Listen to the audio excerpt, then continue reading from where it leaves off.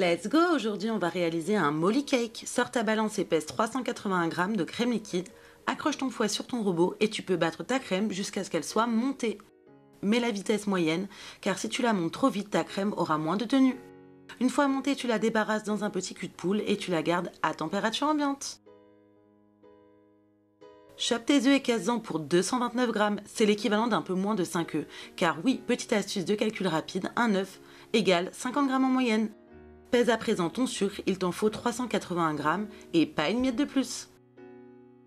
Récupère ta cuve, verse ton sucre sur tes œufs et go faire monter ton appareil pour qu'il blanchisse au maximum.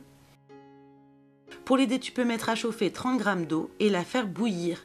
Quand c'est prêt, tu la verses délicatement sur la paroi de ta cuve pour émulsionner encore plus tes œufs. On passe à la farine, on en veut 381 g. Ajoute-y 14 g de levure chimique. Découpe un morceau de sulfure et tamise le tout pour avoir une poudre extrêmement fine. Tu réserves le temps de récupérer ta cuve avec tes œufs qui ont fini par monter.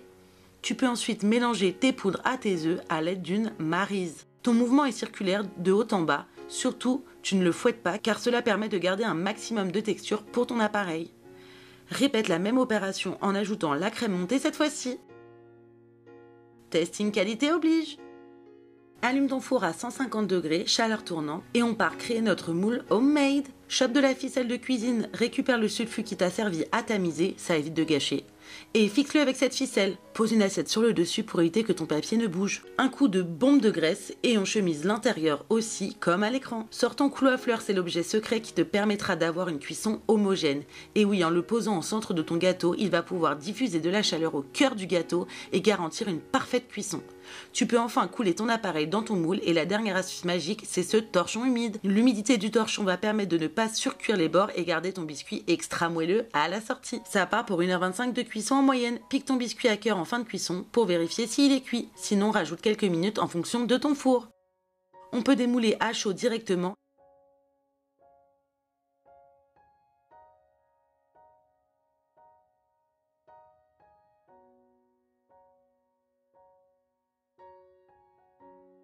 Pense bien à retirer le clou sous le gâteau. Et on passe à la crème mascarpone. Dans une cuve pèse 500 g de mascarpone, 1 litre de crème liquide, l'équivalent d'une cuillère à soupe de vanille et 75 g de sucre, soit 5% de la masse totale. Ça suffit largement. Tu mets le tout à monter gentiment. Une fois prête, tu la débarrasses et go s'occuper des fruits.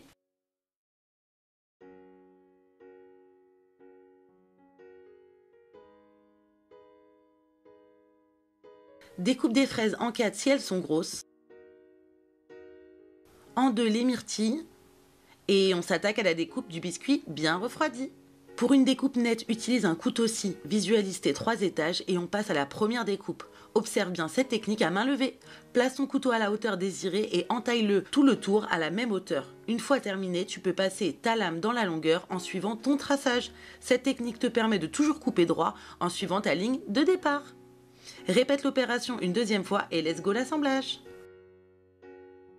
Prends le dessous de ton biscuit et place-le dans ton assiette. Étale régulièrement ta crème montée et dispose de façon harmonieuse tes différents fruits. Une dose de crème pour coller et on recommence la même chose sur le deuxième étage. L'avantage du molly cake, c'est que ce gâteau reste très moelleux, donc pas besoin d'imbibage. Encore mieux pour un smash de cake destiné aux enfants, car on supprime le sucre du sirop.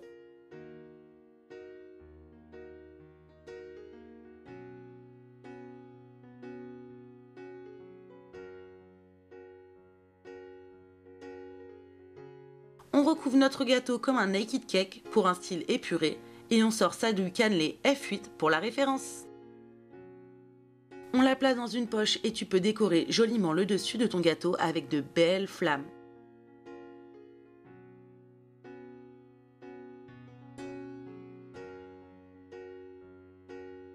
On plante le pic déco et avalanche de fruits rouges pour un effet panier garni bien appétissant. Bon, c'est parce que ma nièce adore ça. Tu peux adapter le goût de la crème et le fruit, libre à toi. Tadam! Mise en place de l'arrivée de la crapule dans 3, 2, 1, à l'attaque!